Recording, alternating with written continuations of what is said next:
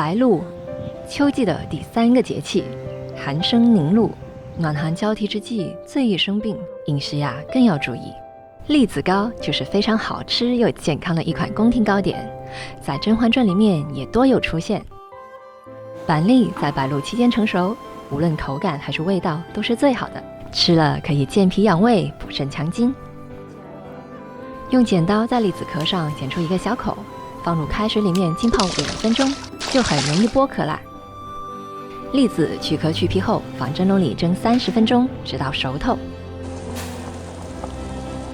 蒸熟的栗子冲碎，再不停地捶到变成有粘性的面团状，很神奇吧？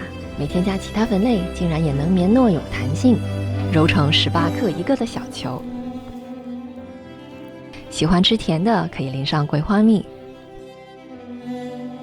无油无糖，最重要的是无夹竹桃花粉的栗子糕果然好吃，口感软糯 Q 弹，栗子味越嚼越香。